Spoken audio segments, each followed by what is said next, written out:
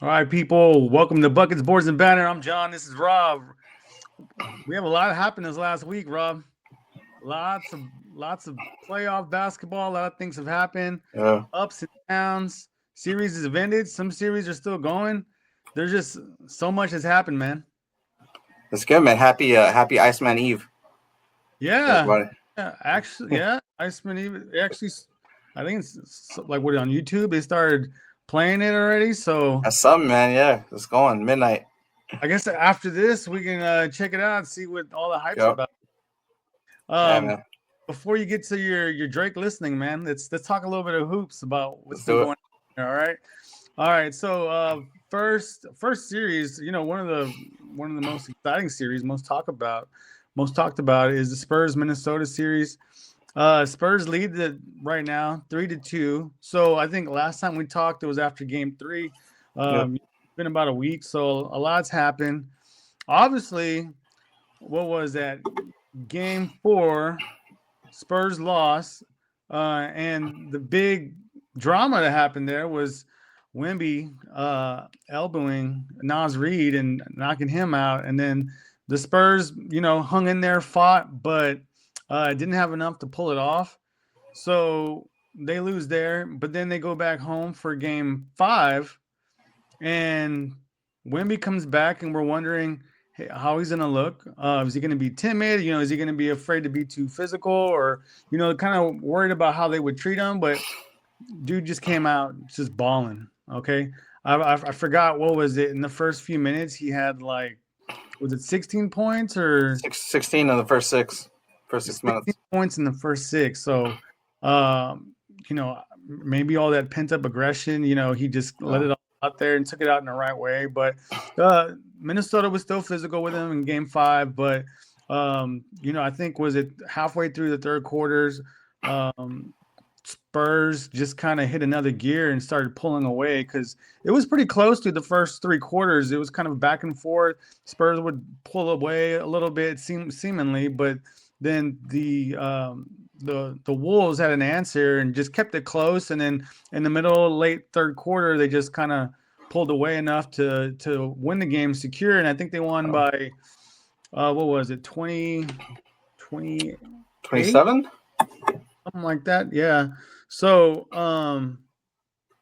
yeah, they won 197, 120, or sorry, 97 to 126. So I mean, I would say for the most of the game, it wasn't a blowout like that. Not until like towards the end. But Spurs are in control right now.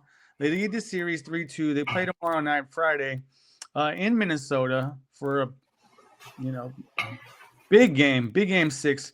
Spurs, can they close it out tomorrow? Um, that's the big question, especially being so young. I know I talked about all kinds of stuff going back to Game 4. Like where do you want to pick up? Um, yeah, I mean, I think that the big story, right, going into Game 5 was obviously the Wemby ejection. You've Hmm. got right into second quarter.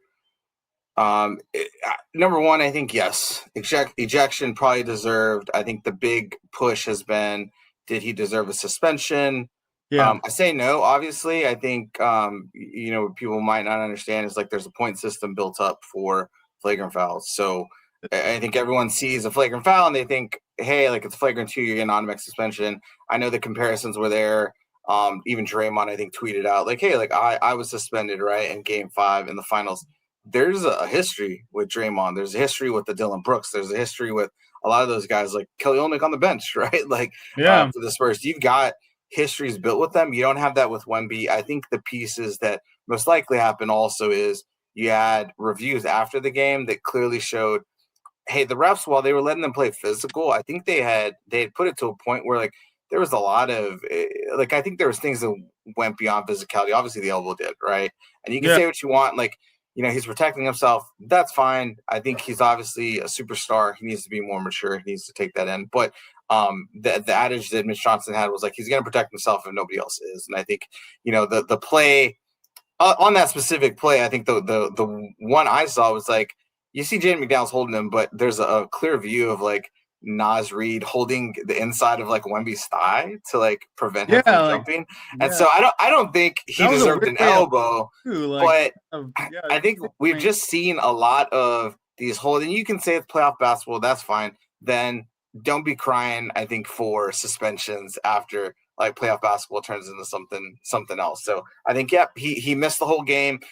Most likely cost San Antonio the win, right? They were riding a 2-game win streak. absolutely. They looked dominant in the win in San Antonio in game 2. They looked like it was never in doubt in game 3. And then game 4 comes, and the Spurs still have a chance to win it, right? I think you can say that for the games they've lost in these playoffs. The 3 of them is like, Wemby has had either an injury or the ejection. Game 2, I think, or game 1 of this series, I think he just played really, really bad. First And then, shoot, like worst shooting game he's had. Like, I think there's anomalies there, and even in the points when Minnesota was trying to make a comeback in game 4, or game 5, excuse me. It didn't never seem to doubt for the Spurs. Like, it seemed like, okay, like we're gonna turn it on again. And that's the thing. I feel like Minnesota has to play perfect to mhm. win.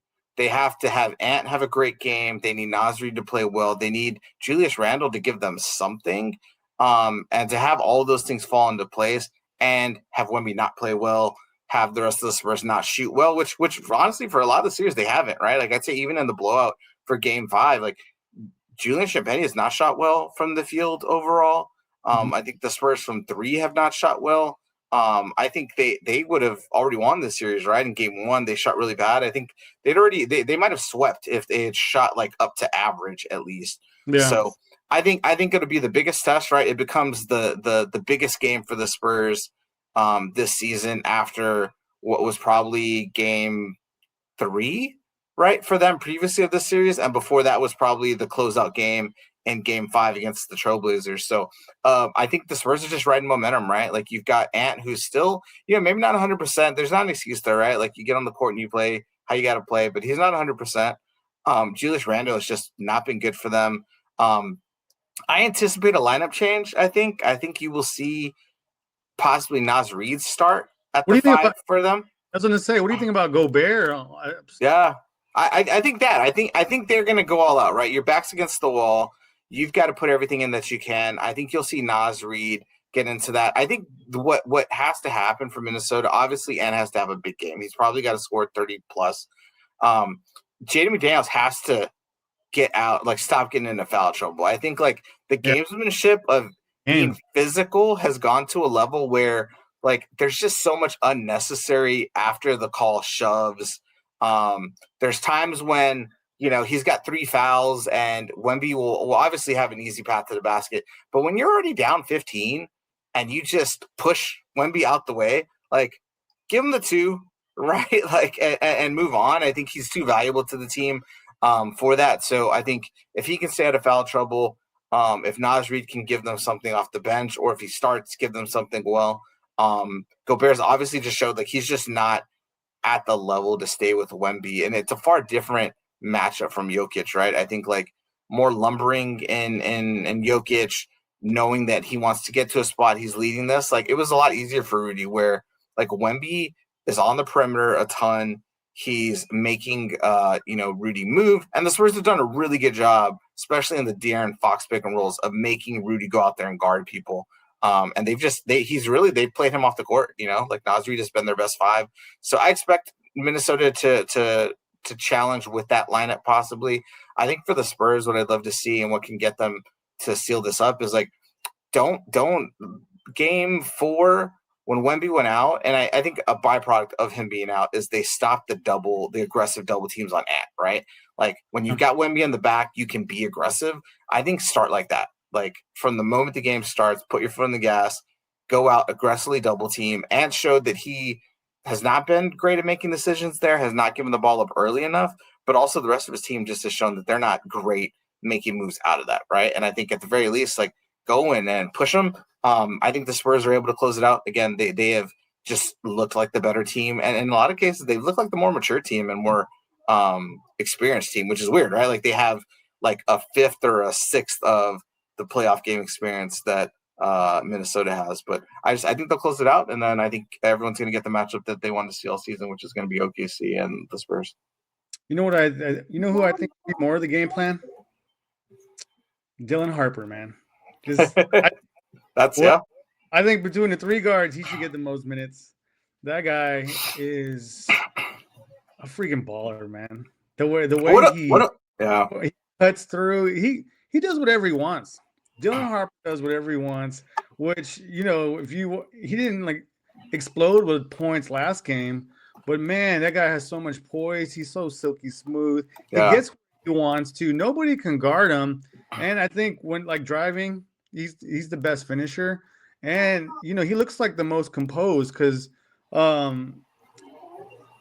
there's been several times when I see like Fox or Castle driving. That length that they have, for some reason, doesn't really bother Dylan Harper as much when he's going to the basket. He's so strong. He's so strong. And even like cutting through. You see that dunk where he went like behind the back twice or behind, sneaky athletic. I think like you said it, they're like poised. Like he's I mean 6'3", 6'4". He's really solid, right? Like NBA body already. It's interesting to see it because he's so much more physically imposing than De'Aaron Fox, right? But he's so much faster than Stephon Castle. People bounce off of him. He's great at angles, finishes well, crafty. If that 3, and it's fallen really well for him for the second half of the season into the playoffs, if he can shoot 40% for 3, like that's all NBA potential with him. Like that's potentially at a first team all NBA. If he can get that, like just get at that level, man, he could be unstoppable. I don't even think that like 40% from 3 would be insane. But if he could shoot 36% from 3, like man, that's a scary thing to have. But I love that Zach Uni comes in with, right? Like because I think the other guards have shown that like De'Aaron Fox has not done well matched up against Ayo Dosunmu guarding him. Steph has had some trouble. De'Aaron Dylan just doesn't seem to have an issue with it, right? Like the physicality, he's so built on kind of like a change of pace where I think Steph starts slow and he stays it, right? And Fox is fast in every aspect of it. Dylan is just such a quick change of pace. It's been really hard. So I like that matchup. I think it's a cheat code having him come off the bench the same way it was when you had Manu come off the bench for earlier Spurs teams. So I love that he goes in and then he's playing against, you know, Terrence Shannon, who he can get into foul trouble really good. And he's a physical defender, but like they can't do anything with them. And then talking to mess to Ant. I love is like his matchup ability. Yeah, his matchup ability, right? Like his two-way, like you most rookies come in and it's like, hey, not great defenders, they're gonna have to get there. He's not an amazing, like he's not Steph Castle's level, but like you don't lose the physicality. Like he doesn't get in front of Ant and think, oh, I can't guard this guy, right? Like he's not starstruck. Yeah, he pushed them to steal the game last game. Yeah. You see that? It's just like it's insane, man. Yeah, like you've got him, Carter Bryant. I think has played really, really well.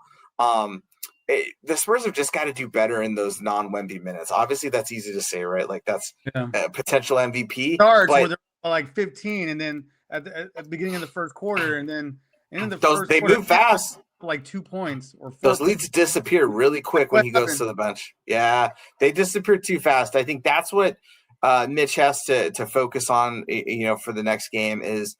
How do we stagger maybe some of these minutes? What is the bench unit? And you know, the Spurs do these large kind of hockey style lineup changes, right? Where all of a sudden you've got Dylan and Keldon come in together and Cornette, and then you take out a ton of the starting lineup when they build a lead. You know, I think Wemby usually plays till the 4 or 5 minute mark in the first, and then he'll come out and then he'll play like the last 2 minutes, and then same thing in the second. Like he has a pretty routine like kind of minutes function or minutes rotation that they've got. But I think the Spurs just have to come out and play aggressive, double team all game on their and then really put it out of Ant's hands, right? Make Julius Randle beat you. Make Terrence Shannon shoot threes. Make Ayo Dosunmu shoot threes, right? If you're living with that, you're great. I think they forced Rudy to take a shot. I think there was 4 shot clock violations that they had in the last game. So the defense has been there. I think the Spurs, like, this is one where you don't want to, even if you feel confident going into Game 7 at home, don't take the chance. Like, go in there, win a big game on the road, put it away. You've got OKC looming in the background. They're sitting around waiting for this, right? Getting rest. Like, make sure you get out of there as quickly as you can and come back. So, all right. So, speaking of which, are we gonna see a Game 7, or does it end tomorrow night? This series?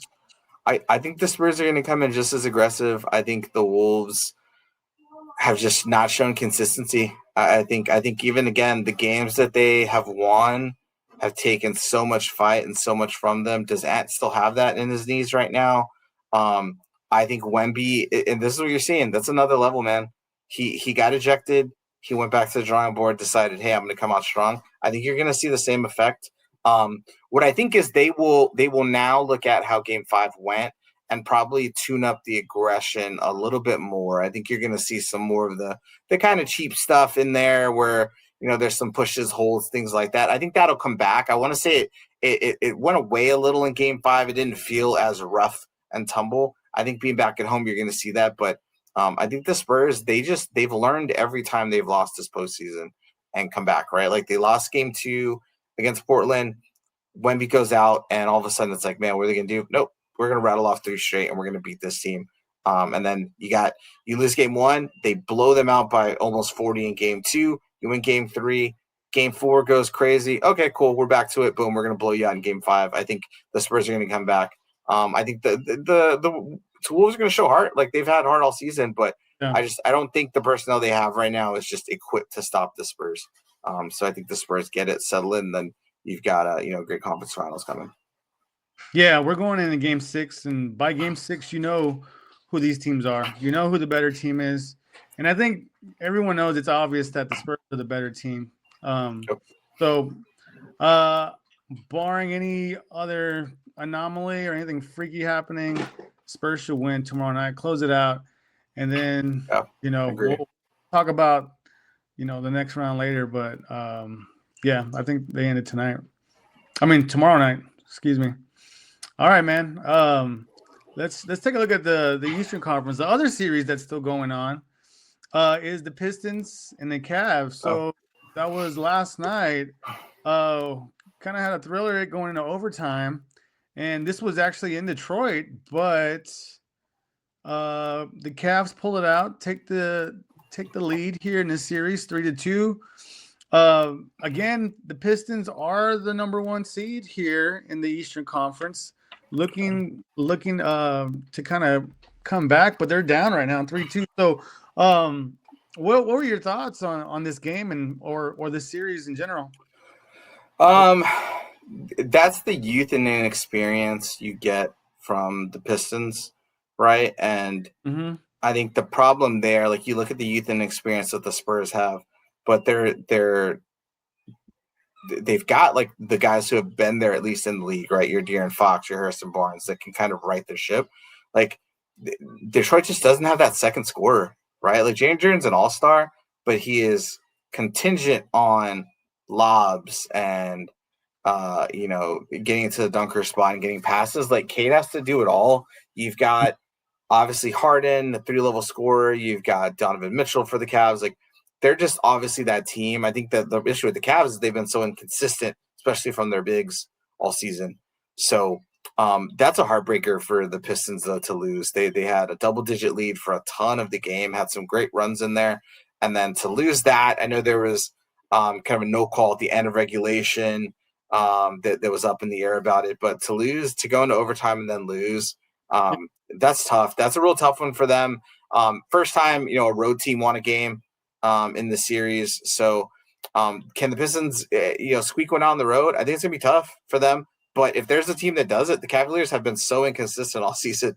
So I think you've just got to go to it. But it's going to take a huge game. I mean, Cade had 39 last game. So it's like super capable of it, right? Like, it's not not something I think that can't happen, but he's got to play big. Jalen Duren's got to be really big, and then you've got to have somebody besides them step up, whether it's Duncan Robinson, Tobias Harris. Like, they need somebody else to give them a great game offensively for them to be there. Their defense is going to be there. They're a scrappy team. And then for the Cavs, like, I'll say this, like, James Harden had a great game for as much flack as he gets in the playoffs. Like, it had a good game for them. I think, he's got to put that together for a series, but the Cavs are tough. I think I don't remember my original prediction. I think I had Pistons in 6, so I don't think that's happening. Pistons 6 or 7. You had. Did we get one on that one? Pistons in 6. Spurs, Wolves, Thunder, Lakers, Knicks. For some reason, I didn't write that one down, but I think it was 6. I don't remember if I had them in Pistons in 6 or 7. I would say I would lay into the Pistons in 7 for this. I think they can come back and win the series. Again, I think the Cavs have just been inconsistent. It's a great game though, like great series. I think they match up well with each other. But yeah, the Pistons have got to get something out of their secondary stars in the offensive end if they want to advance. Yeah, I think it'd be tough. I think that's kind of demoralizing to end up going leading and losing in overtime, and now you play the next game, Game 6, on the road. You're on the road in Cleveland, so I'm not. But hey, man, Cleveland loves their team, though, man. But yeah, I think they can do it. This is you've got a Coach of the Year candidate. You have again, a very young, inexperienced team, but you got an All-NBA guy in Cade Cunningham. You got an All-Star in Jalen Duren. This is what you're paid to do. Like, get out there on the road and win it. I think they've got to execute that. Sir Thompson's got to, going to have the assignment of Donovan Mitchell. So it's really going to be like, what is Jalen Duren down there? He just doesn't have a go-to move. Doesn't shoot much outside of like 5 to 8 feet. So it's going to be tough for them, but if they can get in there and dominate, if Detroit can kind of, I think, muck up the game a bit for the Cavs, like, they've got a real good chance there. Okay. So obviously this is more of a toss up than the Spurs Minnesota series. I guess are you sticking with the Pistons? I'm sticking with the Pistons in 7. Yep. Okay, so you think they'll get one on the road tomorrow? Yeah. And then play Sunday. I think Cavs will close it out tomorrow. Now, I could be completely wrong because they are inconsistent, but to be able to go to Detroit and pull that out the way they did, maybe they're onto something. Maybe they could, getting. I wouldn't say necessarily hot, but that's not something easy to do, and I think they're showing the grit needed to win these series. Wow. And so I'll take the Cavs winning tomorrow. Nice. So we'll see how that shakes out tomorrow. Tomorrow's a big night for us to watch, and like you mentioned, Iceman comes out tomorrow too. So we got a lot of stuff to do tomorrow. Two Game 6 closeouts. Iceman probably playing in all the arenas for him, so maybe big. All right. Well, there's 2 teams that we haven't talked about, basically locks for the conference championship. So with them, both these teams just kind of sitting at home, are the Knicks and Thunder favorites to win their conference championships? Would you take the Knicks versus the Pistons or the Cavs to go to the finals? The way they've played this postseason, yeah, I throw it out the window with like Detroit. Detroit dominated them. I think they're the 4th team to have won a series in 4 by 30 points or more in each game, which is what they just did to the Sixers. All the 3 other teams have gone on to win the championship, and neither they did that. So and again, you're talking a couple Lakers teams and a Celtics team. Like, there's obviously, it's been a while, but the way they are rolling right now, they're playing without injury. Jalen Brunson continues to be like all NBA. I mean, they're in a great spot. So I think they've got to be the heavy favorites to go in. Again, if they met up with Detroit, I want to say Detroit was 3-1, 4-0 against them this season. Like they had really, really strong performances and finishes against them, even in MSG. But man, the inexperience is showing right now in the playoffs a bit. And I think the Knicks, just the way they are, like they'll capitalize on that. So yeah. Every time I turn on the Knicks game, it's a blowout. they're tough, man. Yeah, they're a tough team. They're a tough team.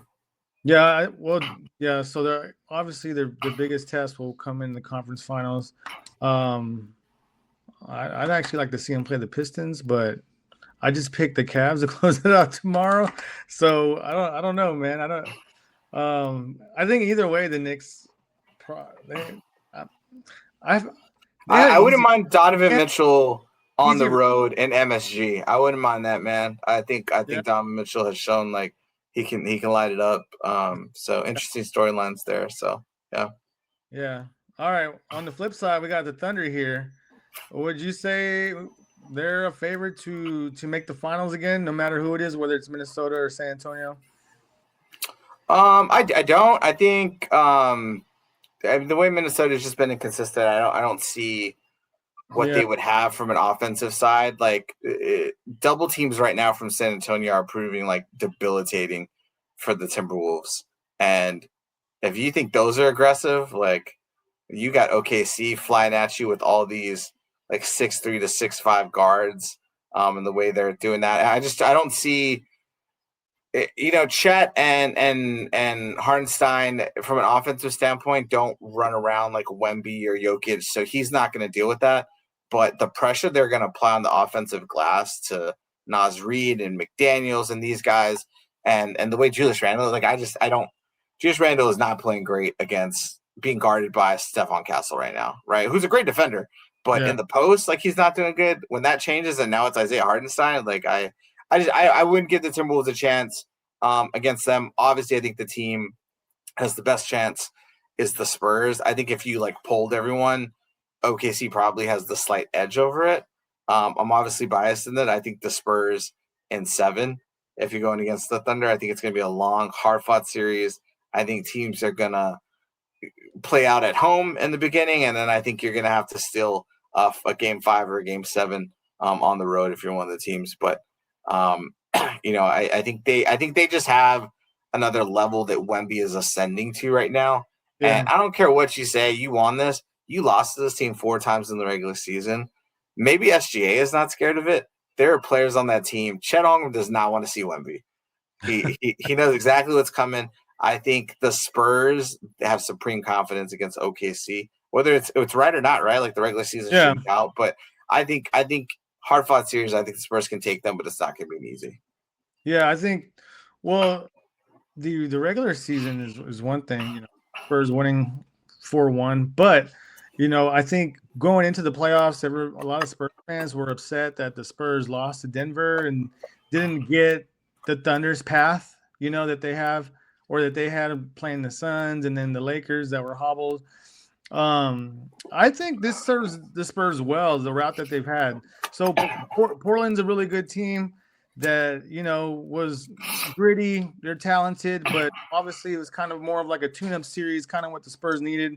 Yeah. Then they go to the next series here against Minnesota, and this is a tough series. This team is not a pushover. They're mentally tough. They were going to give the Spurs everything they can handle, and up to this point, the Spurs have been taking it, done really well against it. So at being a young team, I feel like this is kind of serving them well. This is something that they needed in order to grow from these series. And then when they come play Oklahoma City again, you could tell, what was it? Game 1 against the Wolves. You could tell the Spurs had a little bit of a shock. There was a little bit of like, man, like this team's playing really hard, really aggressive. They're being real physical. So I think that kind of attributed to the Spurs, not shooting well, even though they were at home. But I think going through this series with them, when they get to OKC, that they can kind of look back and be like, we went through this, we went through these battles. This is familiar for us, and they can navigate through it better. Because even though they beat Oklahoma City throughout the season, the intensity, the focus, just the atmosphere alone, can Oh. rattle a young team, give them nerves, and I think that's something that they needed. So, people can be upset about the route we had to the Spurs had to take, but it's probably what they needed in the long run. Look, I mean, the Spurs, the original frustration, right, was why would you set yourself up to have to play Denver in the second round?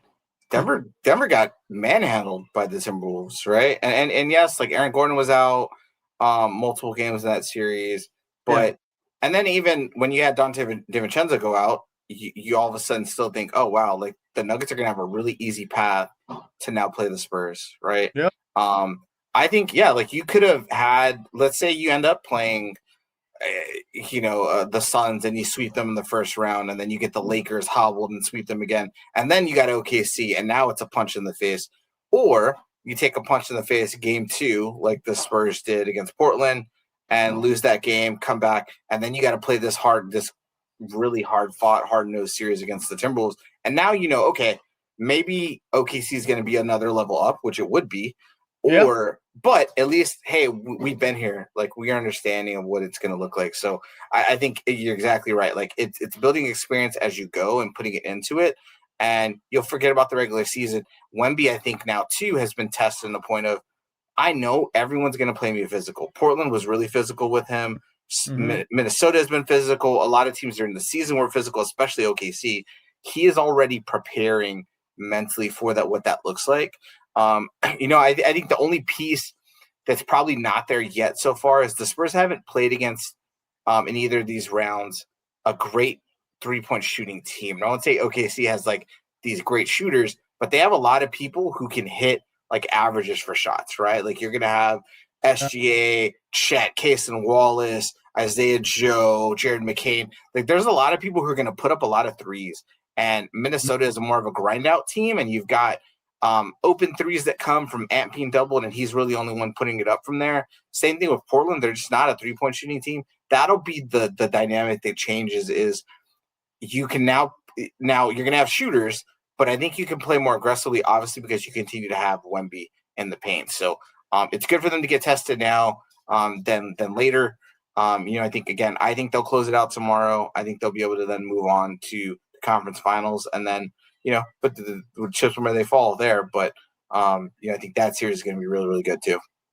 I think one of my questions with the Thunder, it's not necessarily a bad, but I wonder how Jalen Williams is going to look when he comes back, because he's going to be ready for this next round.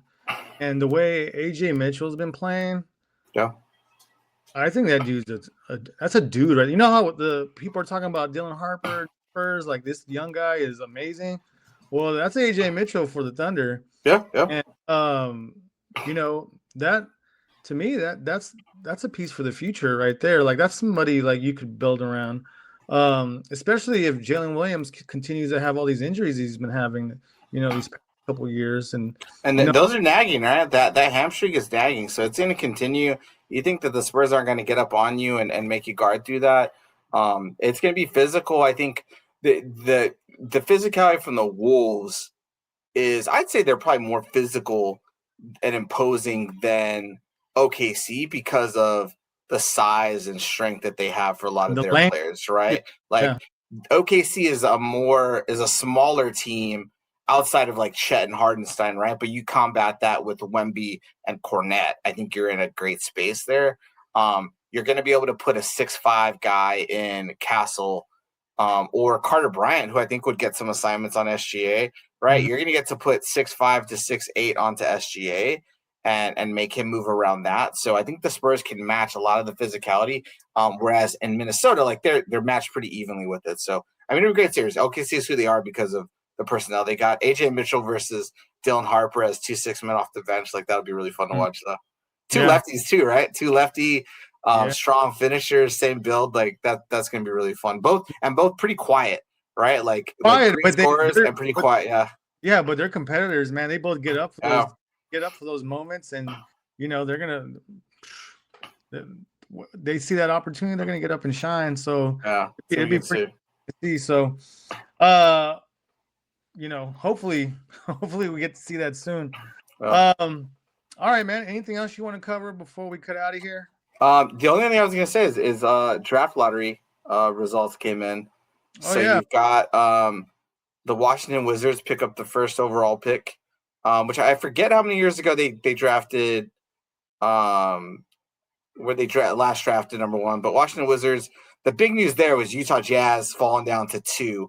I think obviously they want to be at number one. So I think the talks now are, does Utah make a move to try to get DeBonsa at number one?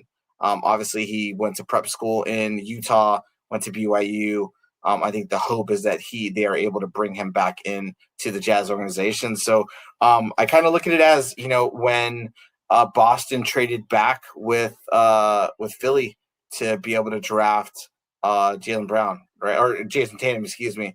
So yeah. you got Philly that moved up to draft Markelle Fultz, and Boston that dropped to 3 to be able to draft Tatum. So that'll be really interesting to see. But rounding out that top 5, you got the Wizards at number 1, the Jazz 2, Memphis at 3. One of 3 first round picks I think they got. I think it's like 316 and 24. Then you get the Bulls at number 4, the Clippers at 5. I think the big one that changed was Indiana loses their first round pick this year Hmm. due to the Zubac trade, which is tough, right? Like you got Halliburton coming back next year. He's dealt Wow. with a ton of stuff, right? The injury, I think there was the shingles he's dealt with, or the mumps Yeah. that he's had, and it's talked about that journey. So hoping he comes back at full strength. And they were really hoping, I think, to pair a great center or a power forward. Sorry, not center now, but power forward or a wing with him on that Yeah. team. And you lose that pick, right? Which is super valuable in a draft like this. I think the owner of the Pacers even came out and talked about how they knew what they were getting, they were losing, but they needed a starting center, and they got him in Zubac, who was having an all-star year with the Clippers. So it'll be interesting to see kind of who goes there. I think the top 3 is still continues to be up in the air in some form of Darren Peterson from Kansas, AJ DeBonsa from BYU, and Cam Boozer from Duke. That I think you'll see. You might see popping up after some workouts this week. Caleb Wilson, who I think the Yeah. Grizzlies really like a lot, and so does Chicago there. And then Keaton Wagler from Illinois, or some of the other ones. But when we get closer to the draft, we can kind of do maybe some analysis on who to take. But it'll be interesting to see. Like, do the Jazz think that the Wizards are going to pass on DeBonsa and move on from there? I think that's the only person that Yeah. Utah has their eye on. So it'll be interesting to see who fits for the Wizards. But I mean, you got now Trae Young, Alexander Sarr, Anthony Davis. You've got some great wings there. But They got talent, Carrington and man. George, like there's sneaky talent there, and now you're gonna add a number 1 pick in a really deep draft class. So it'd be interesting to see who they grab. I think the no-brainer is probably DeBonsa. Like if you're number 1 and you're drafting number 1, that's who you take. He's a 3 or a 4. Not the best 3-point shot, but can stretch the floor a little bit. Super athletic. I think he fits well in there around Trae Young. Like the athleticism of John Collins when he was with the Hawks, and Trae Young and him in the pick and roll for lobs. But I think that makes sense. I think if not, you look at Darren Peterson as a 2 guard who can really light it up from 3 and give some great shot making. So interesting to see. I think we're gonna have a sneaky squad for next year. Like I don't think, barring injuries again to AD and Trae Young, like, it's not out of the question to see them possibly get to the play-in maybe. So I thought it was interesting. They showed AJ DeBance's reaction after he found out, like, the number 1 that Washington had it, and I guess apparently you're trained to, like, not react to all that, but he had a little bit of reaction, so it yeah, could be nothing. But that was kind of like, oh, he doesn't want to go to he doesn't want to go to Washington, which I don't blame him. But yeah. who really knows, right? I mean, like, I'll say both those teams drafted number 1. Like, Utah's also got a pretty positive outlook there. You got Keontae George, Mhm. who has looked amazing and a potential all-star. Lauri Markkanen, Walker Kessler, Jaren Jackson Jr. Like, They were winning, and then they had to, like, bench everyone. yeah. Well, Yeah, they've tried yeah, unsuccessfully to tank well the last few years. yeah. This is the closest they got, and obviously they did it the year that they needed to make sure they got Devonta. So, if I called my top 3, I think you'll see it shape out. probably Darren Peterson at 1, AJ DeBonsa number 2, and then I think that you'll see Cam Boozer go to the Memphis Grizzlies to try to fill some holes there, and then Caleb Wilson probably at 4 to Chicago, which is a great pick for them. Dang, man, Peterson's a talent, but I'm not touching him. Too much drama around him. Yeah, there's a lot there, man. I think. I mean, the only thing I'll say is a lot of it was to make sure he was healthy to get to the NBA. Now you're in the NBA. Does that change? He's a crazy 3-level scorer, one of the best shooters in the draft. The skill is all there. Does he have the passion? I'll say this though, that's what Anthony Edwards, the knock on him was coming out of college was, does this guy care enough? And I think we've seen like he really does. So but see, I think a great draft class though. I mean, 1 through 14, you can grab somebody who's really, really gonna add for your team, and even in the late teens, I think there's some people that'll contribute really heavily. So okay, yeah, I know awesome. we'll talk a lot about the draft, especially after the season and everything. But we'll go ahead and wrap it up for there, man. Awesome. I know we got these big games tomorrow. We'll recap. Hopefully, we can get together this weekend, see if we can make some time. Before these next series, before the conference start, so we can get a good look at it and talk about the matchups and whatnot. But we'll go ahead and end it there. Thanks for watching, everybody. If you made it this far, make sure you like and subscribe to the video. We'll catch you next time. See ya.